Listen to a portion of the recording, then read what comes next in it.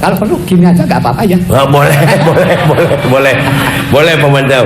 Jadi ngomong-ngomong, Iya. ya ini kita selamatlah kepada TPI. Betul. Yang peduli seni tradisi. Iya. Yang ada di Indonesia ini. Juga saudara-saudara kita yang kena bencana itu, betul, kita doakan saja Pak Mantap ya. Iya. Aduh, sedih ini bencana nasional nih. Betul. Ya di Aceh Nangru ya. Ya Nangru. Aceh Nangru Darussalam. Maka solusinya bagaimana? Itu kelalaian kita semua. Jadi kita ini lupa. Lah, kalau ada bencana seperti itu, terus siapa yang kena? Orang yang tidak berdosa pun kena. Maka penyelesaiannya, mari yang lupa-lupa itu mari kita ingat. Kita ingat kepada yang lupa tadi, kita ini lupa. Mari kita ingat-ingat dari mana kesalahan kita. Jangan menyalahkan orang lain. Diri kita ini yang kita salahkan. Saya ini di mana ya? Ini memang sulit, mudah diucapkan, tetapi tidak mudah dilaksanakan. Introspeksi itu loh, Kang Asep. Iya. Juga kita menurut Bapak Mantep ini, kalau Kang Mantep ini, kan di sana masih ada yang pengen ngeberontak, pengen pisah dari Indonesia gitu. Mengajak saja kita sekarang untuk saudara-saudara kita, cobalah bersatu lagi, kita bareng lagi membangun negara ini, negara tercinta ini, betul? Iya betul. Saya setuju sekali kepada saudara kita yang dulunya itu nggak cocok dengan Indonesia, yang merasa mau mendirikan negara sendiri. Jangan.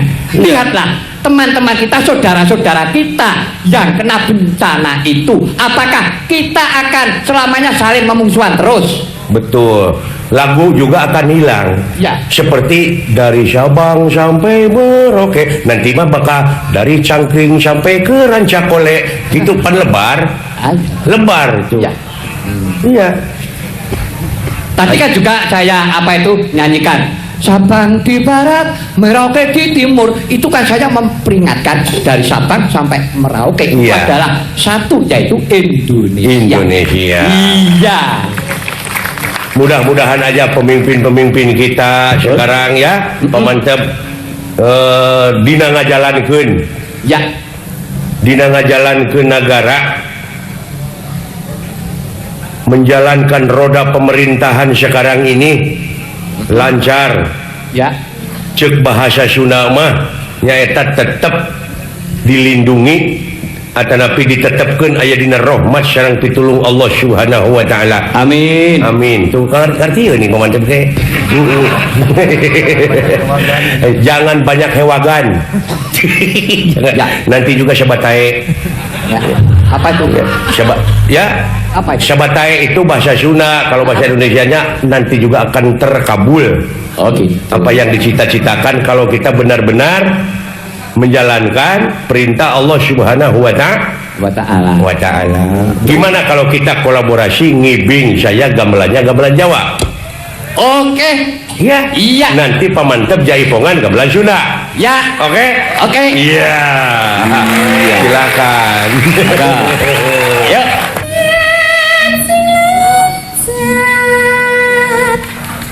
Mas Petro. Menikah mawi bawa apa mboten? Ora usah. Langsung aja. Monggo Mas. Ora usah. Itu punya saya. Oh iya.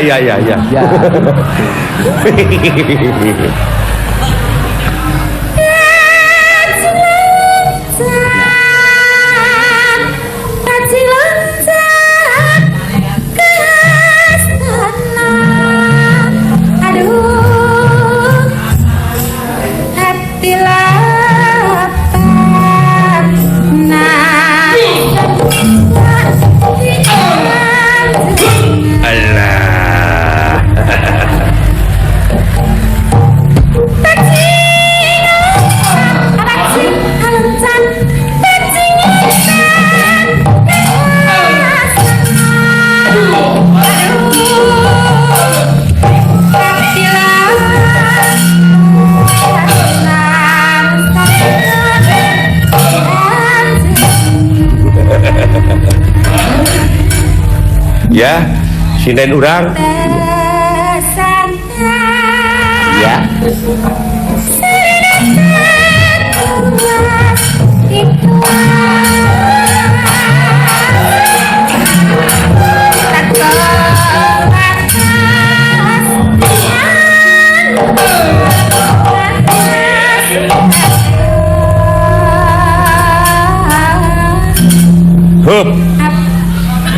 ayeuna bajing loncat ieu Ya. gamelan Jawa. Sok, surupannya. Aduh, bagus. Gimana? Bagusnya begini Pak Mantep. Ya. Nah, kalau Bapak Mantep masuk ke rumah sakit jiwa, nah begini keadaannya. Kejam sekali ini. Aduh, nah di dalam roda pemerintahan itu jangan sampai begini ya. Iya. Menyuruh itu harus kepada ahlinya. Betul. Kata Tuhan kalau menyuruh, kata Nabi Rasul, kalau kita menyuruh bukan ahlinya, tunggulah kerusakannya. Oh iya. Itu kan? Iya. Cerita apa ini? Hah? Cerita apa ini? Cerita yang mana? Saya lupa lagi cerita apa sekarang ini. Oh, yang harus dilakukan situ. Oh ya, Iya, ini kan ceritanya kan Semar Gugat. oh Semar Gugat. Iya, lupa lagi saya. Kirain Tarsan. Hah? Semar Gugat dalam arti Iya. bukan gugat siapa-siapa ya, Iya. Mas Asep ya. Gugat diri kita masing-masing. Marilah kita bertanya kepada diri kita. Betul. Iya. Untuk bahan introspeksi kita Iya semua ya. betul, ya. Ya, nanti ini bagiannya Kang Asep loh ini. Ada Dari- Gusti Batara Kresna, Ya. ada Gusti Sira Juragan Arjuna, Nakula Sadewa juga ada. Ya, juragan Itu- besar. Ya, itu mau membicarakan tentang ini kejadian alam di Oh, mana? gitu? Iya. Betul. Ya. Silakan. Ya. Naon? Ya. Semar. Loh. Mana Semar? Wah, juragan.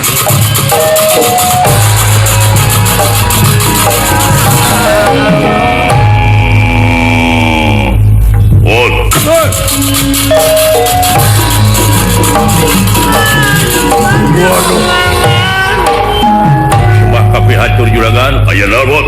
Nguningakeun ada raksasa. Nuhun. Di mana? Duka di mana Sen? Semar, engkau akan bunuh. Semar, hancurkanlah kampung ini. Wah, agak gimana? Bener. Semar geus init. Hah? Semar geus init.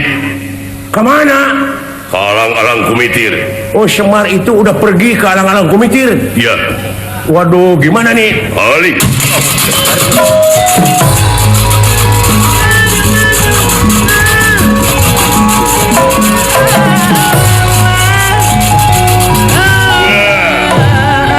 Anu mana ngaran Semar?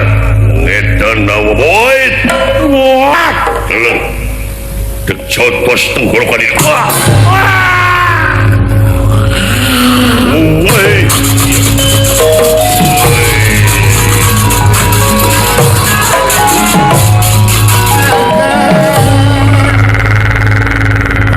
Lu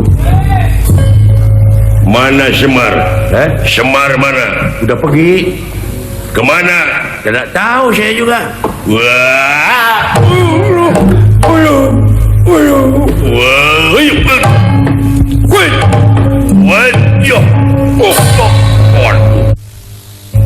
Hebat kuy.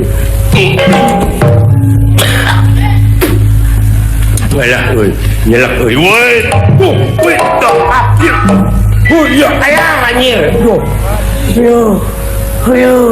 Modal. Ya, modal. Modal siaut.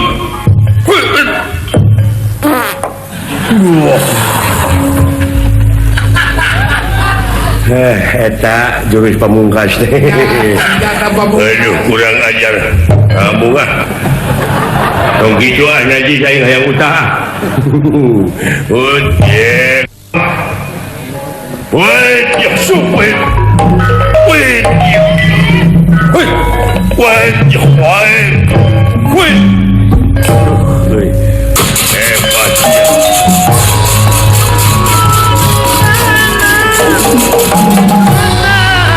Woi.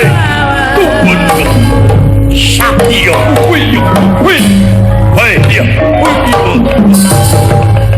Woi, ya tu. Ya. Ya. Woi, ya. Stop, ya. Stop, ya. Stop.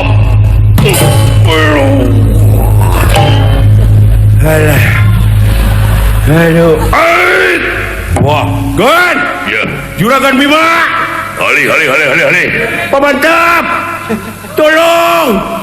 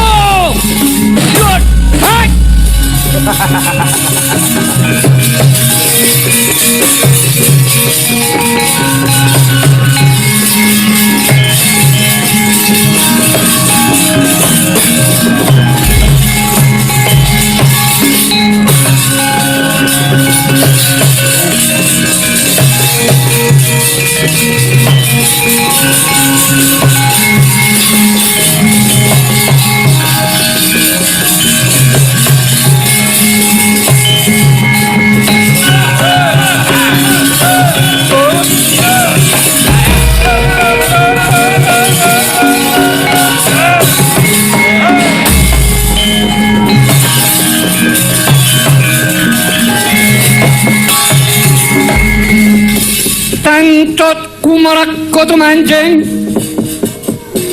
samudra toya trengwiraganyo banyu sumaput wentis melkangganira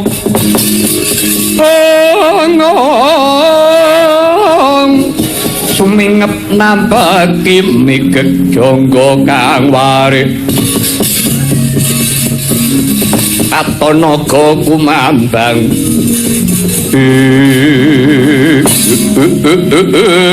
lacal Satriya Gumpira mapakake aku ku sapa kowe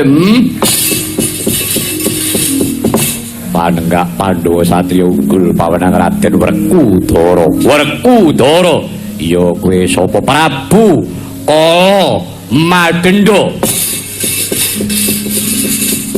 ning gone diasip Kala Madenda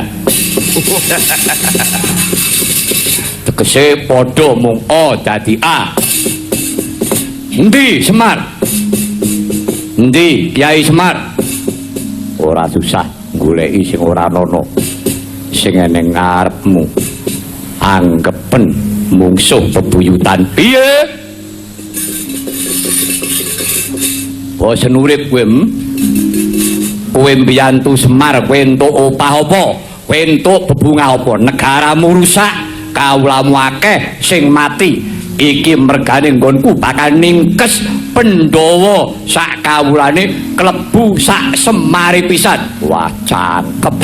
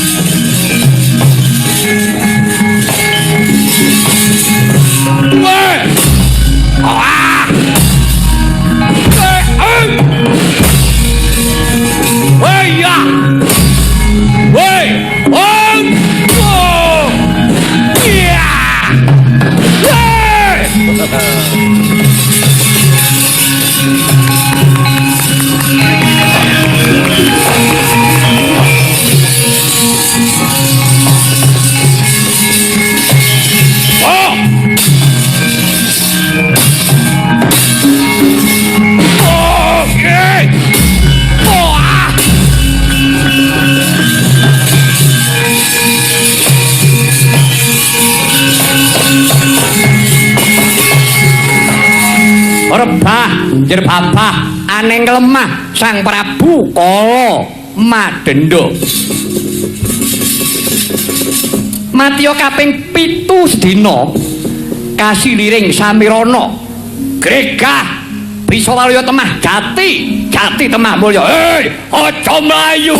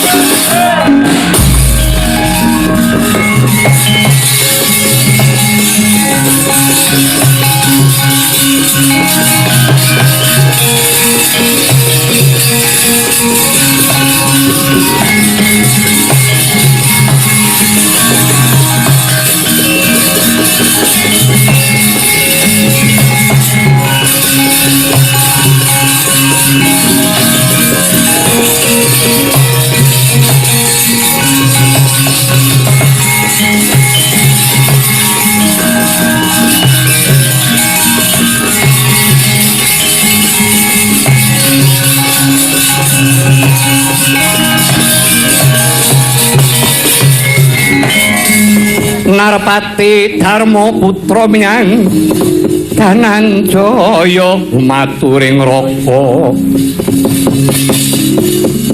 Narendra Harimurti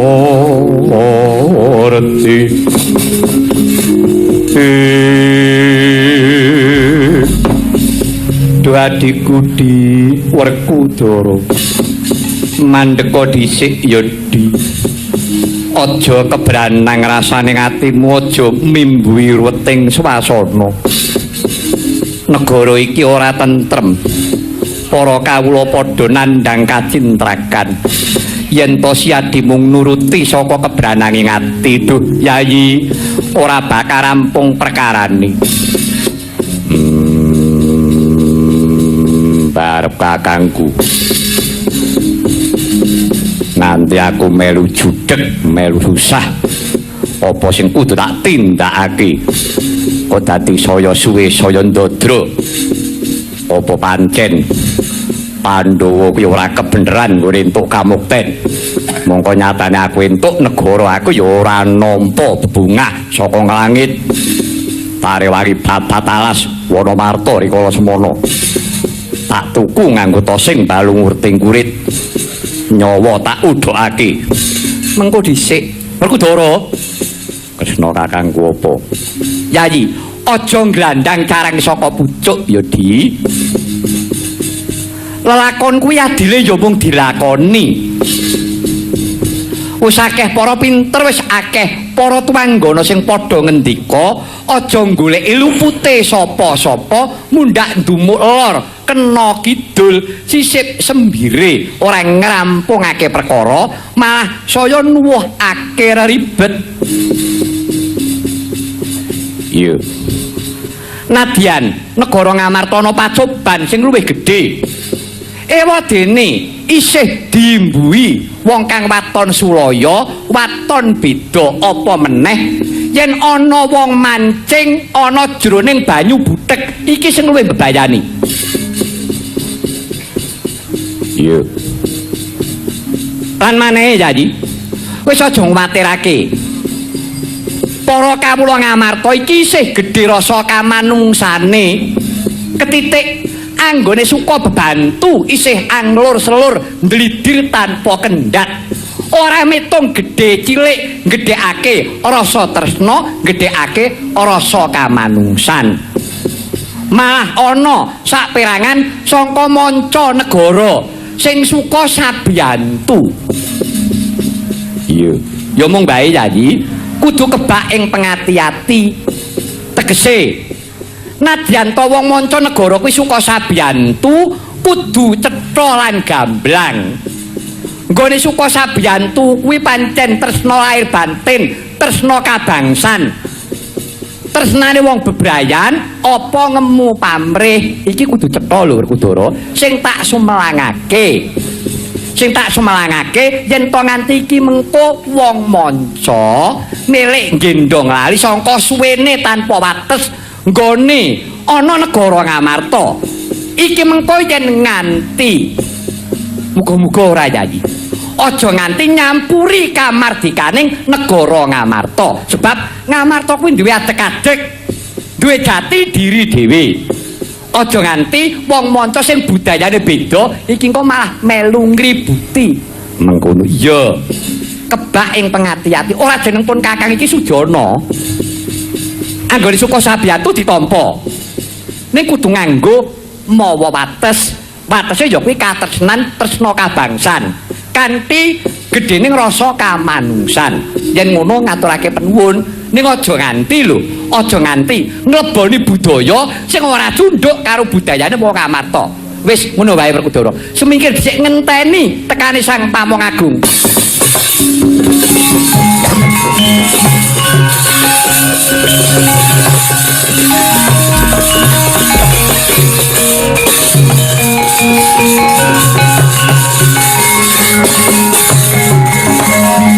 Buta kae dipatenono sedina ping 7 ya ora mati. Pancen kae dudu buta tenan, nek buta alasan mungsuh karo Werkudara ora nganti 10 menit rampung nyawani. Ya ya. Eling, menungso ngunduh woing karma. Ngunduh woing penggawe. Yen to pancen wis seneng gawe kisruh, kowe seneng gawe onar. Entenono piwalese tembe mburi.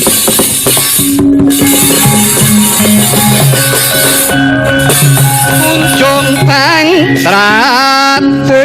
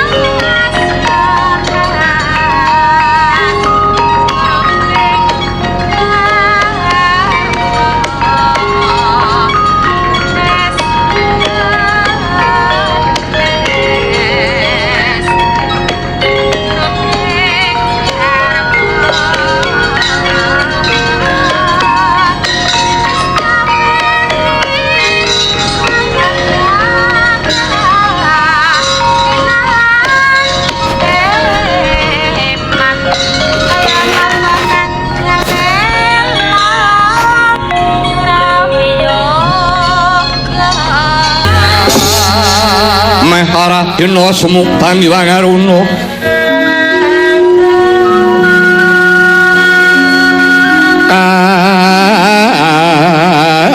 kadinetraning uga rapuh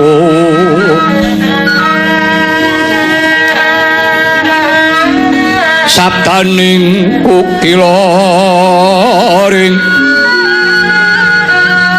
kanikara saketer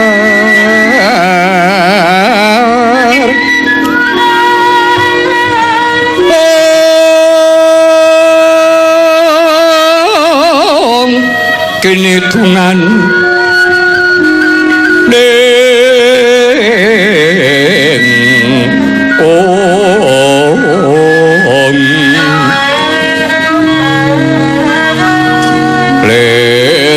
sing ini panco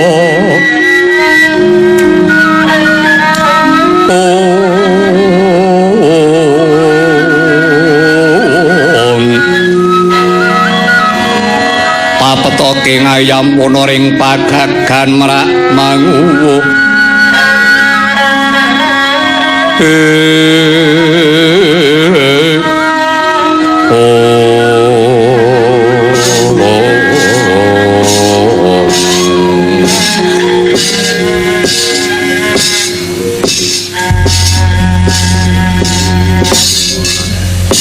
Astungkara sidam sekaring bawana langgeng ulun waspadake ingkang prapta iki kaya si Ismaya Semar kanthi karaharjan Praptanira.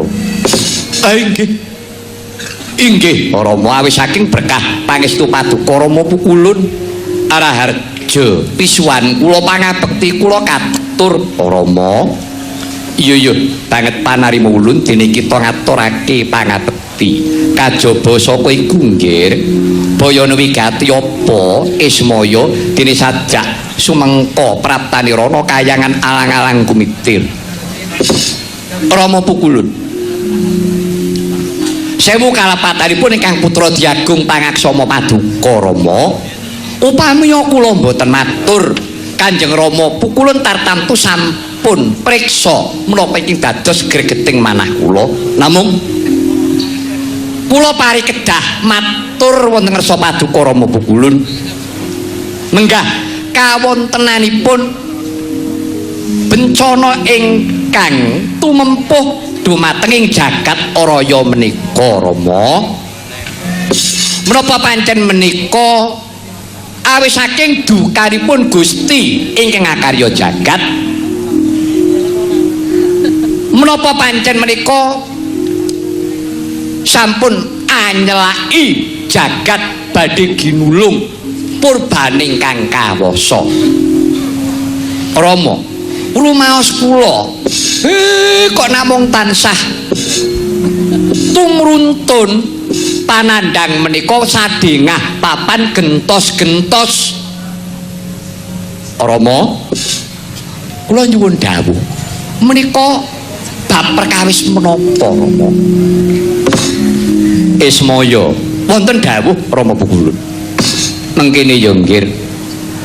Sadurunge bencana iku tumeka sejatine para winasis wis nate paring pepeling lumantar weda, tegese ana weda ana buku ingkang nyebutake yaiku ingkang aran Kalabendu. Kalabendu iya Kalabendu, kala iku wanci, bendu kuwi ribet. Ribeting wong Nuswantara bakasi nandhang sadengah titah. Mekaten Rama, iya wiwit saka ingkang asta peperintahan nganti tumeka wong cilik ongklak-angklik padha nandhang kasusahan yawit saka Kalabendu ingkang tumempuh mau. Mekaten Rama, iya sumurupa nggih ora susah ngluputake marang liyan, ora susah ngluputake papan ingkang ketaman bencana. Lire iki sranane mung nyawijekake tekad tegese tentreming swasana iki ora bisa sak klebatan tumuli dadi.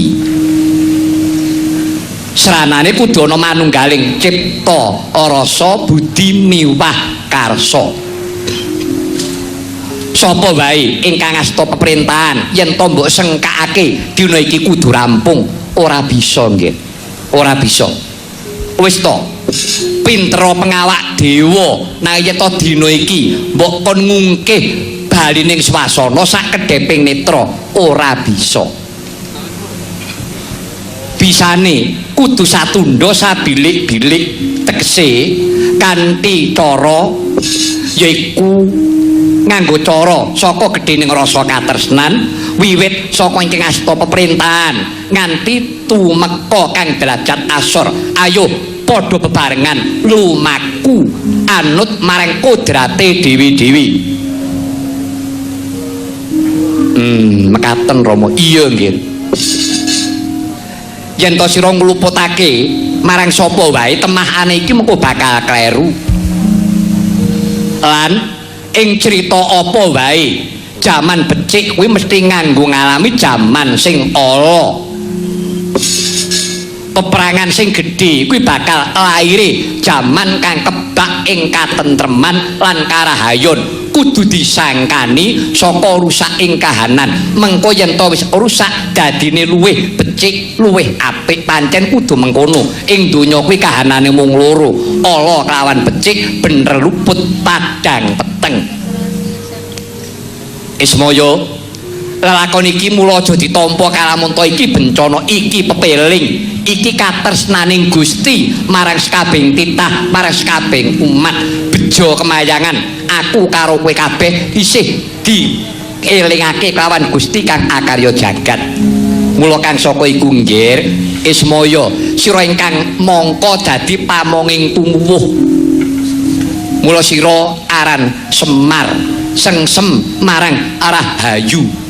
Wis ora bakal kesemaran marang mubah musik ing jagat iki. Sira enggal tumandanga manut marang kodrating Sang Pamong Agung. Semareka den prayitna semuni rire eka bali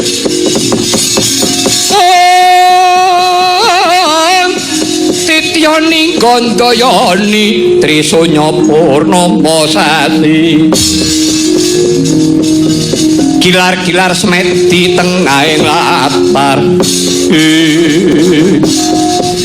nggih Rama sasampunipun kula nampi dawuh saking Paduka Rama Pukulun padhang nerawang araos sing manah kula dados lelampahan menika kedah dipun tampi kanthi legawa nggih Rama. Iya pancen kudu mengkono. Inggih Rama. Kula istirahaken. Salajengipun kula kedah kados pundi? Nggih sira paringa pepeling marang sapa wae kang lagi lali. Sejatine Pandhawa iku uga lali. Pandhawa iya.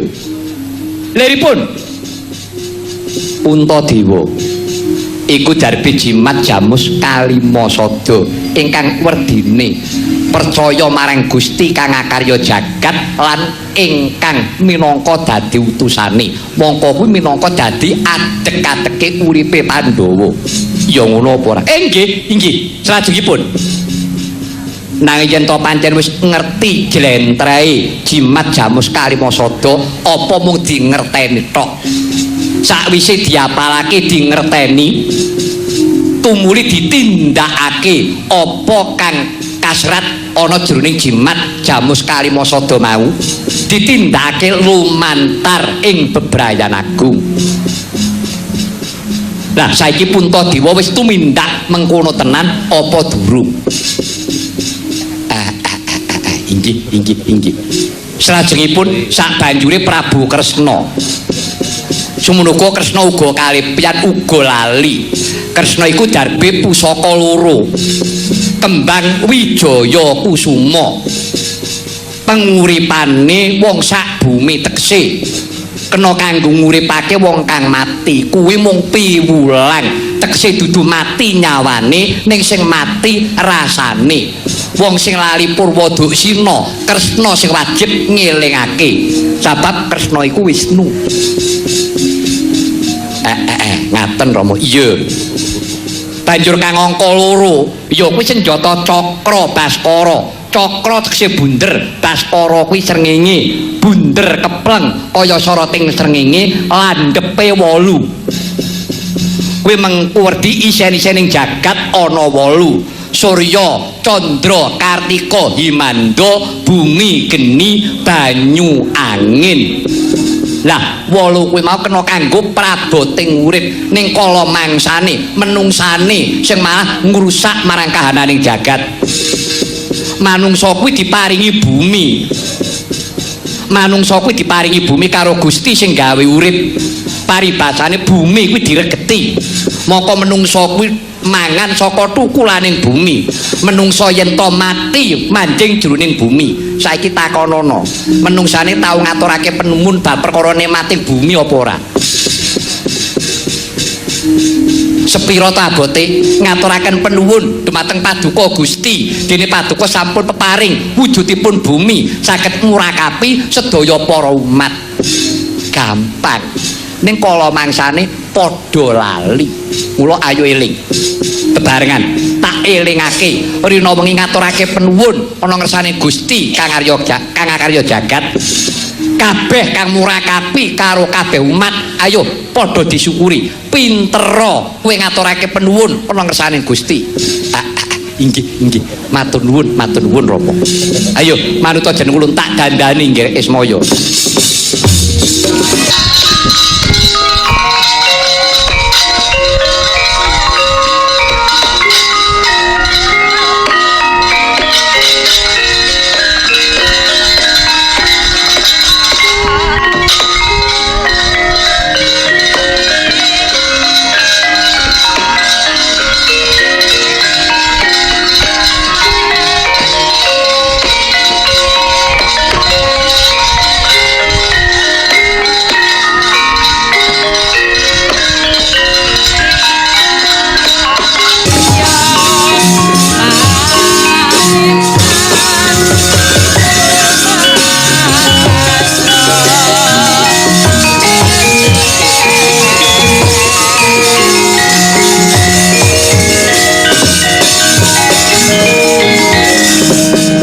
seswa matur marang risang Mahaya Ki Sang Wipra kadiparan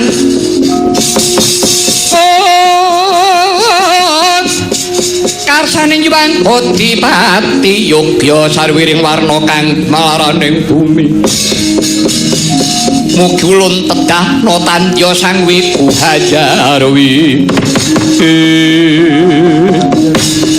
Kanjeng Rama Pukulun kula pinaringan busana cara kabrahmanan lajeng kula pinaringan tetenger sinten Pukulun sira ulun paringi tetenger Resi Kala Suba Resi Kala Suba iya Kala tegese wanci Suba kuwi tegese ketentreman utawa kasenengan muga-muga sakwuse ana bencana iki tumuli lair katentreman sarta lair karaharjan jaman sing nyenengake kabeh para titah radalah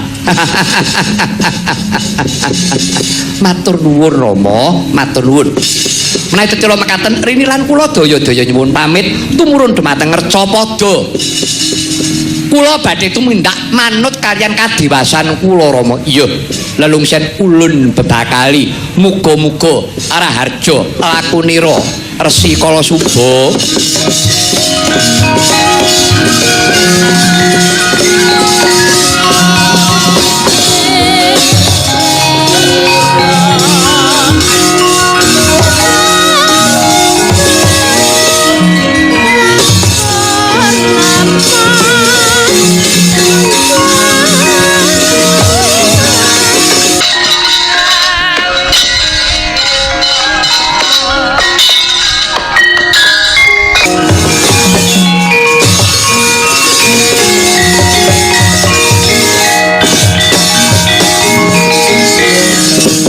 sarta pawon teng ranu tresing karasaning sun dening kanyut manis piring ringsun Gusti roning kamal mirah ingsun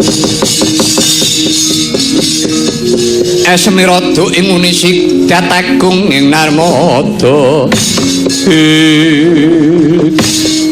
tak rasa bener ngendikane Rama Pukulun upamane yen to goleki kaluputan jebulane tuk sumbering kaluputan ya kabeh para titah sing padha lali marang apa wae aku ora bisa nyebutake mbaka sawiji ning adakane pancen menungso kuwi akeh laline ya mung panjalukku muga-muga sing lali pinaringan eling sing seneng gawe rusak mandeka aja nganti gawe rusak ing alam sing natoni atine wong aja seneng gawe kacintrakaning liyan mesakno para kawula cilik sing dadi kurban yen ana pepiling kaya ngono kae sapa to sing kapitunan ya para kawula cilik ora ngerti kentang kimpule yo tak rasa ana pepiling ngono mau banjur bisa ngelingake marang kabeh para titah muga-muga padha pinaringan eling keparing Gusti kang akarya jagat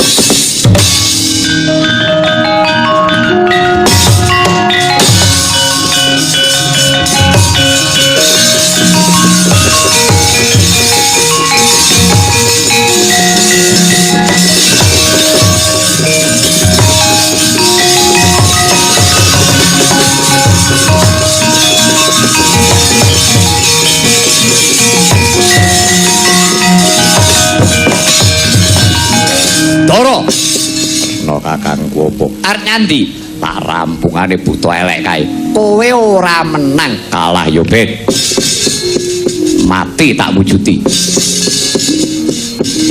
Werkudara kae dudu mungsuhmu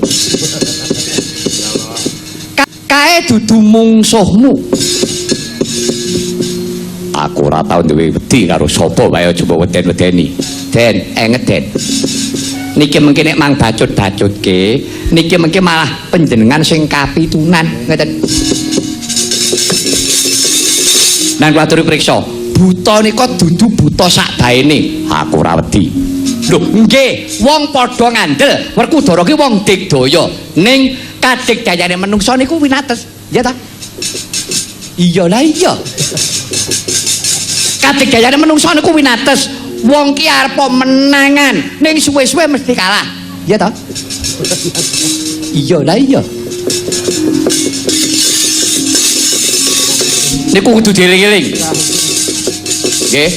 Suradira Jayaningrat lebur dening Pangastuti nganggo dedasar niku mawon. Arepa digdaya sing kaya ngapa nek tanpa dilambari ati suci bakal kalah. Ayo to. Wong ijan iki katokono.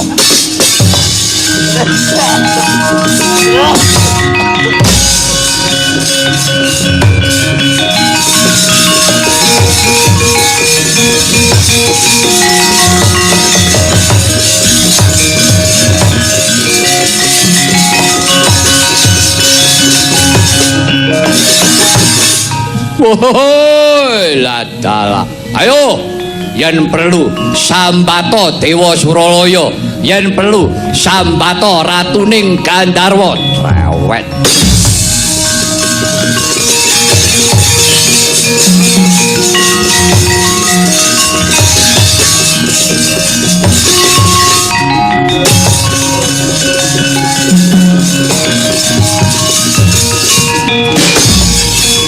Wah. Good. Ah. Hey. Hey. Out. Ah. Hey.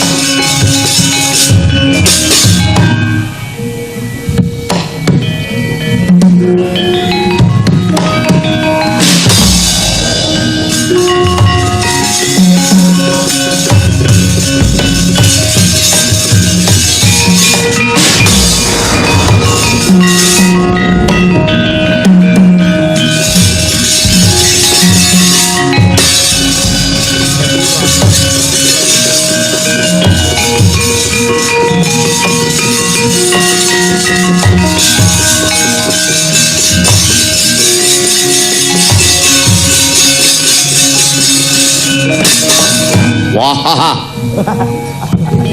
pamer gaman. Gamanmu ki mung kulit, nyira gamane Kang Asep. Kuwi kayu, luwih abot. Wah, cerewet.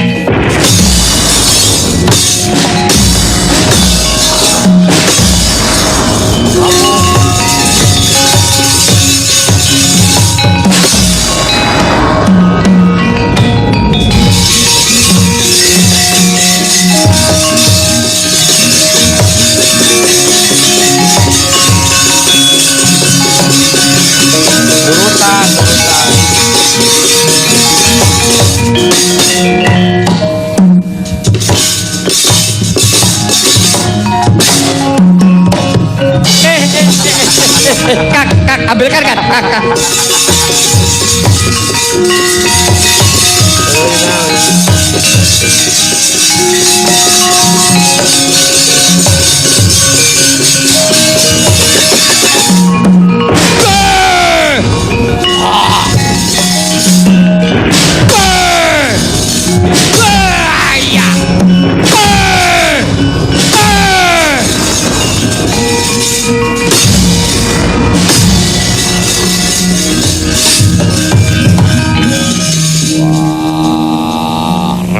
Mataku putar.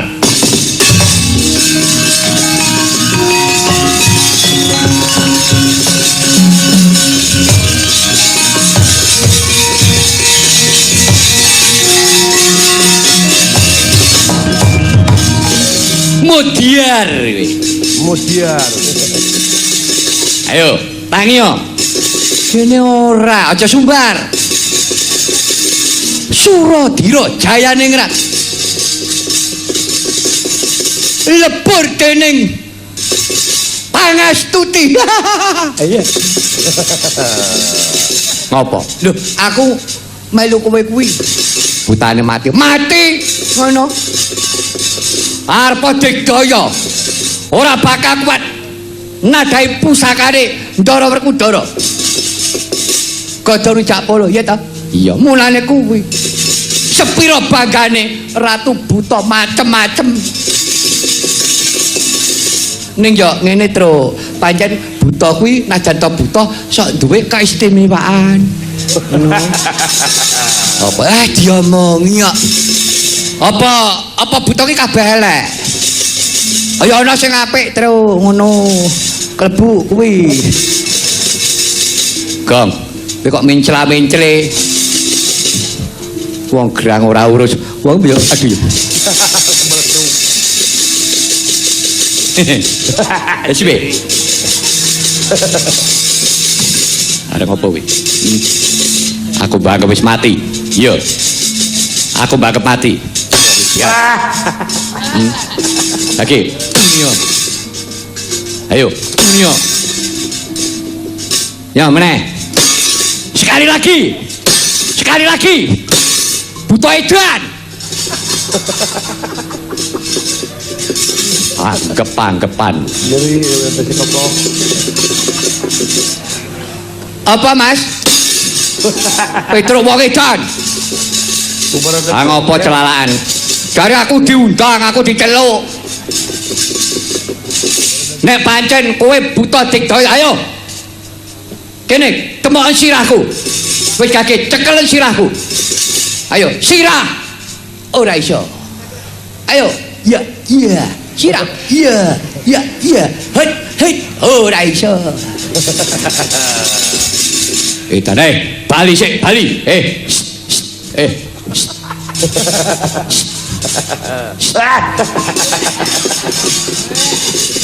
Apa? Aku urung trimo. Urung trimo piye? Aku mbok kon demok sirahmu mau. Terus aku arep demok sirah. Ora susah, sirah. Nek kowe iso demok tanganku, kowe buta pengpengan. Ora, korene. Nyo, saiki tanganku iki ayo ditemok. Ayo. Ora iso. Iya. Ya, Lah. Terus. Ya, terima kasih. Naon? Wong edan. Apa? Oh, telek wong edan. Adek. Hei.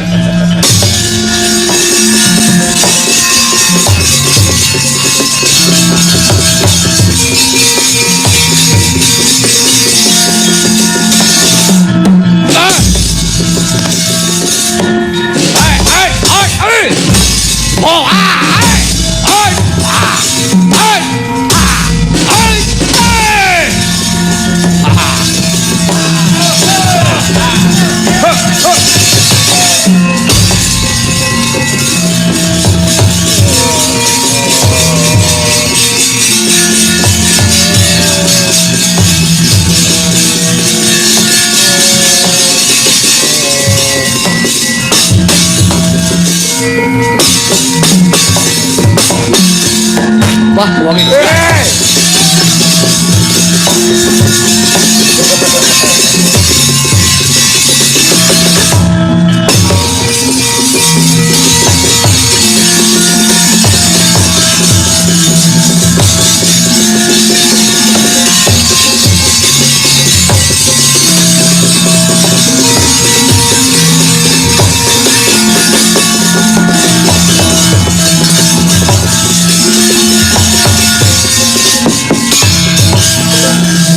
Siadi percaya apa ora?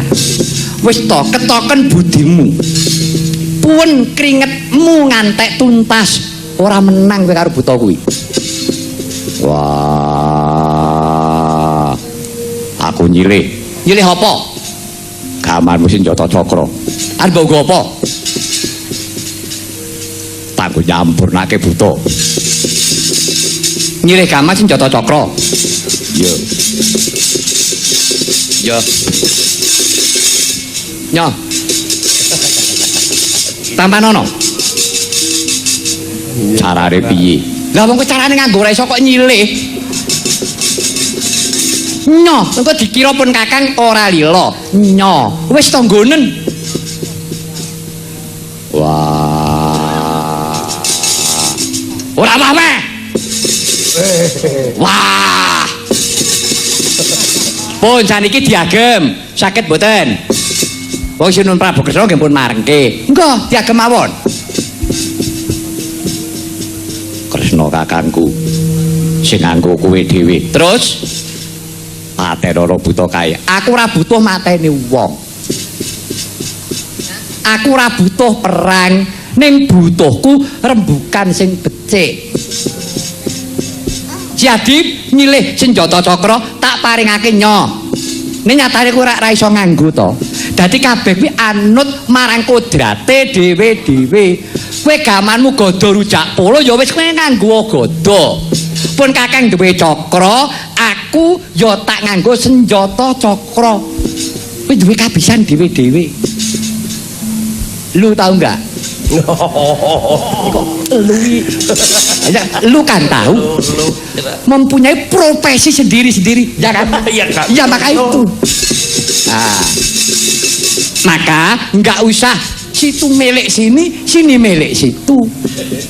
Katanya Kang Asep bayarannya sama, ya kan? Sama. Ayo makanya itu.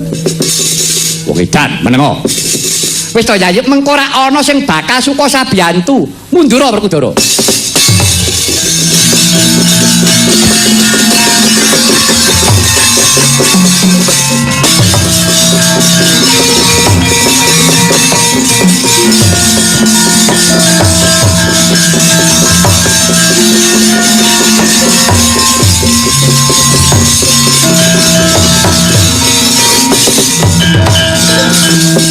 Kula nuwun Raden. Kowe sapa? Kula Resi Kalasuba. Resi Kalasuba. Inggih Raden. Biar apa? Menawi dipun keparengaken kula badhe nderek suka sabiyantu. Jaman perang. Kowe wani perang wantun. Kowe coba waton sagu kanggo watonan. Sing gagah-gagah wae kalah apa meneh gerangan karek mudhari war perang. Yen nganti jelik lara gedhe mati Pandhawa kakehan dosa. Wah, ora susah perang.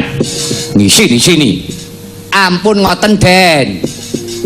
Ampun ngoten, napa nek mesti sing gagah wong perkosa mesti menang, dereng mesti. Nadyan iki pun tuwa, nggih. Nadyan iki pun tuwa, ning umure nggih pun akeh. Kuwi jane cangkemmu ki somong ora. Tuwa ki ya umure akeh, cerewet. Aja ngono. Wis. Tak gajul sepatu engko. Elah sepatu gegeden ngono e. Wong wis cerewet. Wong edan menengo. Raden, sampun ngantos ningali bab perkawis wadak. Sampun ngantos mawi rasa. Ning buta nika kedah mawi rasa. Ngeten? Najan sampeyan rasane nek ora nganggo rasa, sampeyan kalah. Nggih mboten? Mbok menawi kula mboten rasa, ning ingkang kula tamakaken rasa. Mbok sampeyan sing cetha ngono lho. Ora susah dadak bulet. Rasa karo rasa. Rasa kuwi kowe minggat to. Yahene iki wancine ora metu Petruk. Kowe nang kene. Marai cerewet ora. Metu meneh. Metu meneh. Wong edan. Kowe wani tenan. Mantun. Yen kowe nganti kalah, menawi kula kawon, kula panjenengan pejahi pisan. Pedah menapa kula nggadahi kesagahan. Kula mboten saged netepi janji. Raden, wonten tetembungan lati lan pakarti kudu nyawiji. Ucape karo batine temindake kudu padha. Nek iya ya iya, nek ora ya ora. Nek wani aja wedi-wedi, nek wedi aja wani-wani. Pun niku mawon.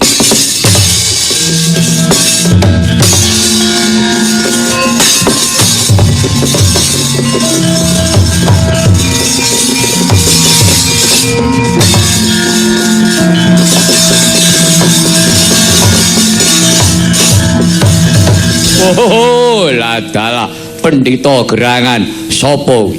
Aku Resi Kala Suba. Kala Suba. Kowe sapa? Kala Maldenda. Aja mungsuh Pandhawa, jare arep mateni aku. Sing tak goleki Semar dudu kowe. Semare wis mati. Enenge Kala Suba sak ketemune. Ayo patenana aku. Gaglak limpamu Loh. Ah! Hey! Hot! Go! Hey! Hey! Go!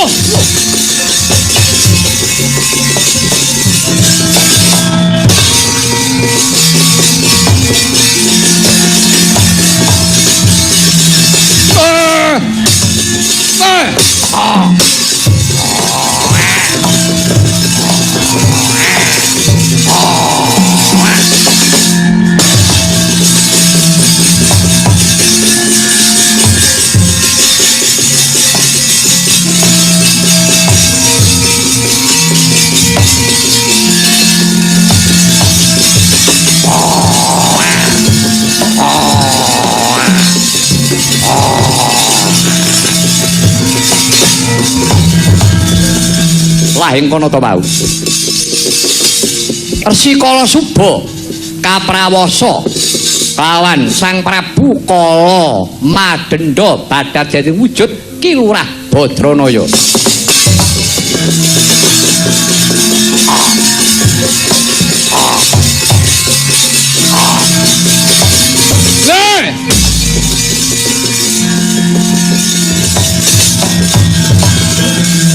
Jare kowe goleki Semar. Arep mateni aku? Jare arep mateni. Ayo patenono. Kala Madenda. Lelakoning wong urip kabeh wis tak lakoni. Semar ki dadi dewa. Wis tau. Dadi ratu wis tau. Dadi pendhita wis kulina. Dadi kere bendina. Awor demit ya kulina. Mulaku iki kondang nang nggon uka-uka. Ngerti kowe? Oh, jadi uka-uka. Lah nek mau dapurmu apa dikira aku panggring? Kala Madenda, sapa sejatine kowe? Mbok anggap Semar ora ngerti. Arep kuwi mbok prodo, mbok pulasa nganggo apa wae. Aku ora bakal panggring karo sejatine dapurmu Bathara Kala. Ayo, kowe rucat apa ora?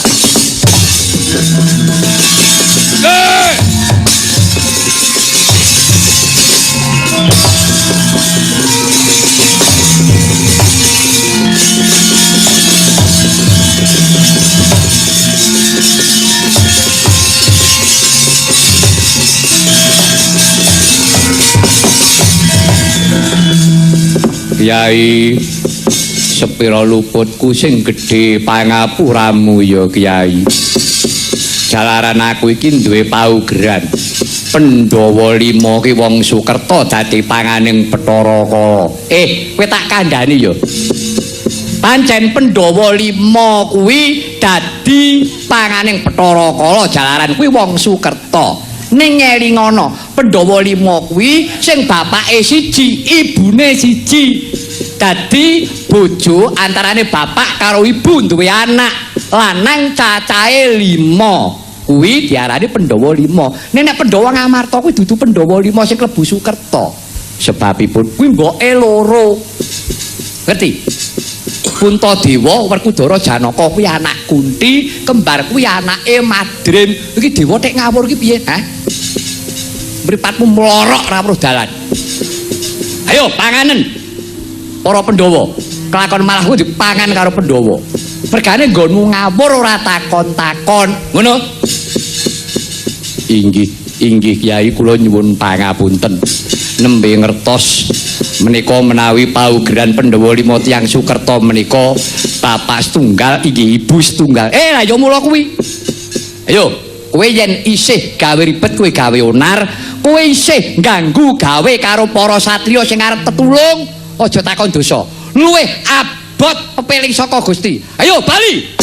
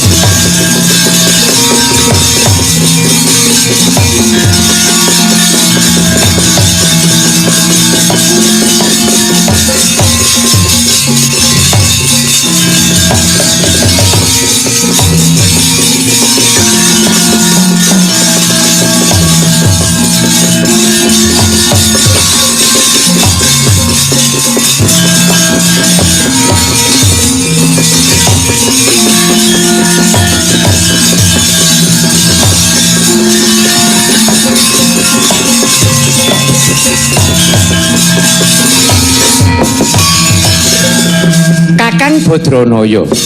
Kula sinuwun. Banget panarimaning sun Kakang. Nganti Kakang Badranaya nggone tumindak lahir kelawan batin. Dene lahir. Ya kuwi Kakang Semar wani Bandayuda batin nggonmu paring piwulang nuduhake wong kang lali. Nadyatosi Bathara Kala. Nyatane bareng ketemu kelawan Kakang Semar tumuli eling gelem bali. Sinuwun. Sedaya menika awit saking panjenengan sedaya mboten namung kula piyambak. Semar ki tanpa Kresna tanpa Werkudara Janaka Prabu Puntadewa ya ora iso tumindak apa-apa milanipun. Monggo sami sesarengan nyuwun wonten kersanipun Gusti ingkang murbeng dumadi. Mugi-mugi lelampahan menika tumunten nampi pepadang kamulyan sih wilasa peparinging Gusti ingkang murbeng dumadi. Semanten ugi TPI dalu menika ingkang ambawarsa. Mugi-mugi tansah kuncara anjayeng bawana beta budayanipun tiyang Nuswantara.